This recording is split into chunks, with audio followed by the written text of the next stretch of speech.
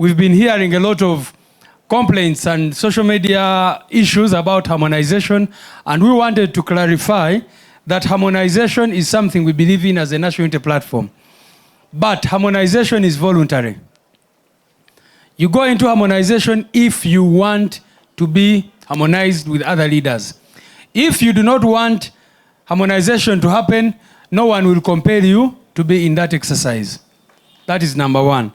So this idea that someone has told someone by force to leave a position and go to another is not there in the national unity platform. So harmonization is voluntary. We have two forms of harmonization. The first one is candidate-led harmonization. Candidate-led harmonization means that you might be 4 candidates running for the same position. 4 of you may come together, or 2 of you may come together, or 3 of you may come together. Because if we are 4 candidates and we are not able to, for one reason or the other, get all the 4 candidates, the 2 of us may sit or 3 of us may sit and try to harmonize ourselves. But when you harmonize, that does not in any way guarantee you the ticket. The EMC has told you that harmonization may only help you increase your chances in some cases, but it does not guarantee you the ticket. We also have the party-led harmonization. Party-led harmonization, the Election Management Committee, we are calling it Pontius Pilot. It will make the final decision through vetting. But we want to harmonize. If you look at the statistics, for example, that they have read, you notice that at MP level, there are very many people. But at LC5 and other positions, there are fewer people. So the president has tasked the deputy presidents of the regions to take lead of the party-led harmonization. It is also voluntary. The deputy presidents may work with other people under them to do that function. Because the deputy president of Uganda may not be everywhere, in Rakai, in wherever, but the deputy president may assign some people to assist him in that function. If, for example, we have 5 candidates running for MP, a meeting can sit and one of you is encouraged to go for mayor. But if you insist and say, I want to remain in the race for MP, they are not going to compel you to go there. Those of you who have gone to court, you know the process called mediation. It is voluntary. You go into mediation.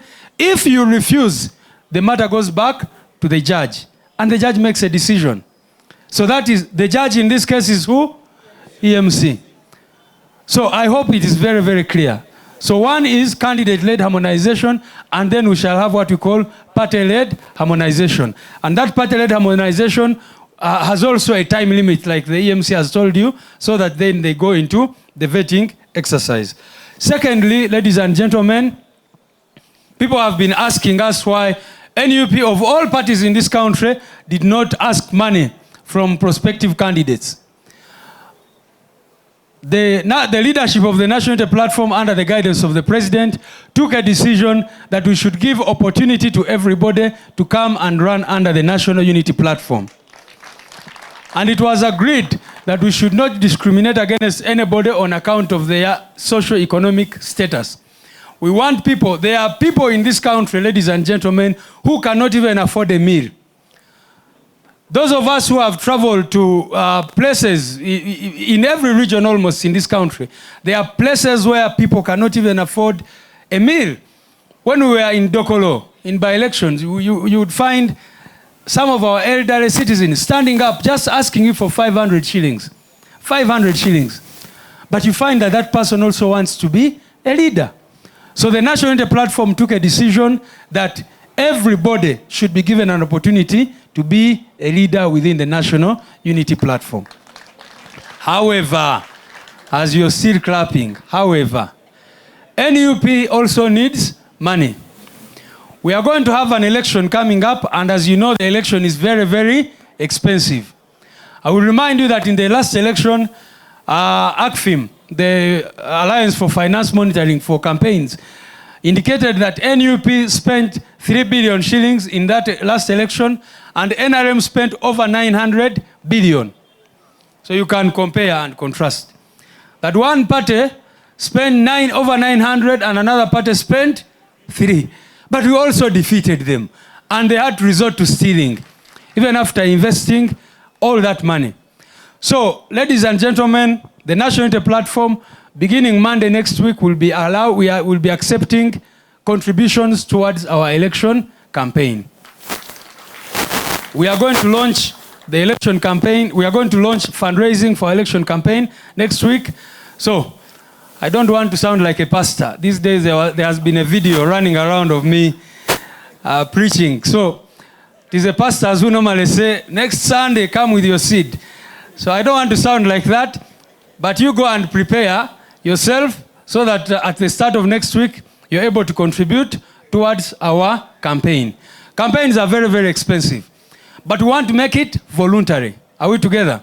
So we are going to have a fundraising event where all of you are encouraged to come and participate, and we raise money for the campaign.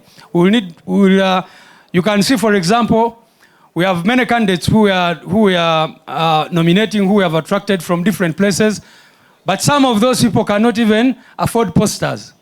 So we need to give them a push. Those who can afford will bring in funds to support those other comrades.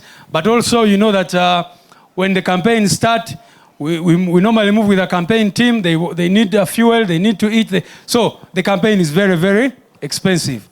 So I will not be shy to tell you to give generously. Honorable Nyeko, I saw you being filled with the anointing the other day. So that day, hopefully you'll also... Chogere ne muluganda sebo? Kale. Na yecho techimuswaza cha kabinyo. People power, katikambize muluganda very briefly. Ensonga ndiwa kogera ku bbiri ekisooka ensonga gye tuyita harmonization oba okukwatagana kw'abantu baffe. Basebo ne banyabo, olukiiko lwaffe olw'ebyokulonda lwe bayita Election Management Committee, ffe tuluyita Pilato, nti lwe lugenda okusala ki omusango eggoye esemberayo ddala. Wali akakiiko kafa k'ebyokulonda kagenda kukola vetting. Bwe muba abantu 3-4 kasaleko ani agwanidde kufuna ticket y'ekibiina. Naye nga tetunatuuka eyo, tubadde tubasaba nti mmwe bakandidate baffe abasobola okukwatagana mukwatagane, mutwanguyizeemu ate n'ekirala tusobole okubeera ku bifo byonna byonna. Muwulidde statistics ze basomye ng'abasinga wano mwegwanyiza bwa memba bwa parliament. Ebifo ebimu nga LC5 chairman owulira abantu bakyali batono. Ogenda n'olaba district emu ng'abantu katugambe abantu 8 besimbye ku kifo ky'obubaka bwa parliament. Naye n'osanga mu district eno eyo yennyini nga tetunafuna candidate owa LC5 chairperson, oba ng'oyo candidate aliko munafu nnyo. Kitegeeza kyekyo nti ekibiina kirina emitendera ebiri. Ekisooka, mwe nga ba candidate musobola okutuula. Bwe mba candidates 8 ne mutuula ne musalawo nti mumanyi ki, ono kagende ku kifo kino, ono agende ku kifo kiri, to increasing chances zaffe. Kubanga harmonization ekisooka nabagambye ogigendamu nga weeyagalidde, tebakukaka. Tubadde tuwulira nti nze bankase okuva ku kifo kino, awo muba mulimba. Kubanga harmonization yena musobola okutuula mwe nga ba candidate gye tuyita candidate harmonization, ne mukwatagana ne musalawo nti tubadde 5 ku kifo ky'obwa MP, ono omu kagende ku bwa meya. Naye bwe muba mutudde ne mugamba ono agende ku bwa meya, muyinza okwesanga ne ku bwa meya waliyo abalala abaliyo. Kati kiba tekitegeeza nti mwe ababiri abatudde oba 3 nti ono gwe musanze wano automatically mukoze eki, kubanga era wali. Kaakati kiba kitegeeza erinnya lyo naaga g'osanzeeko gagenda kusindikibwa mu kakiiko k'ebyokulonda kakole vetting, kaba vetting kalabe ani omutuufu, ani asinga ku banne. So kansubire ekyo kitegeerekese bulungi nnyo. Then ne mbagamba abasebo ne banyabo nti tuyina ne kye tuyita party-led harmonization oba okukwatagana ekibiina kwe kigenda okugezaako okukola ekyokulabirako.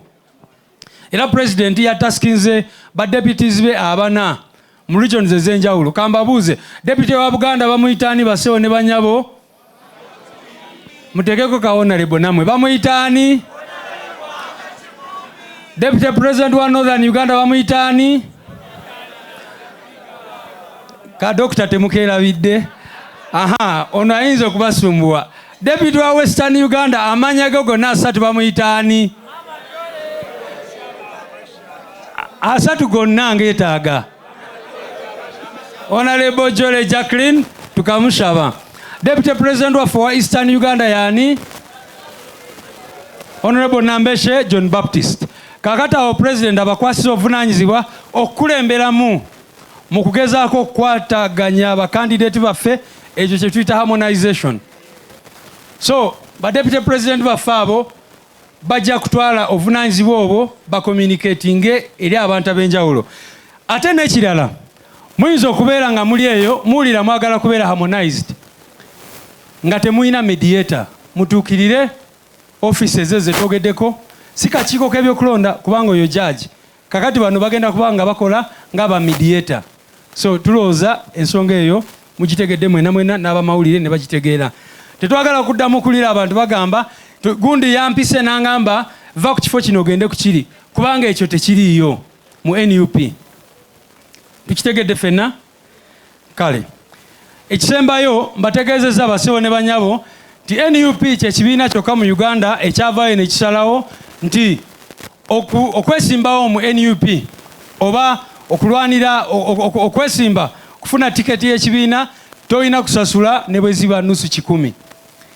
Ekyo twakikola nga tuyimiridde ku mbeera y'Abannayuganda kubanga basewo ne banyabo ffe abali wano tuyinza okuba nga tuyinamu ku kyolo naye abantu baffe abamu mu regions ezimu baavu nnyo otuukayo nga tebalina kyolo tebalina kyakulya tebalina kyonna so netusalawo nti abantu abo bonna tubawe omukisa basobole okwesimbawo ku bifo ebyenjawulo.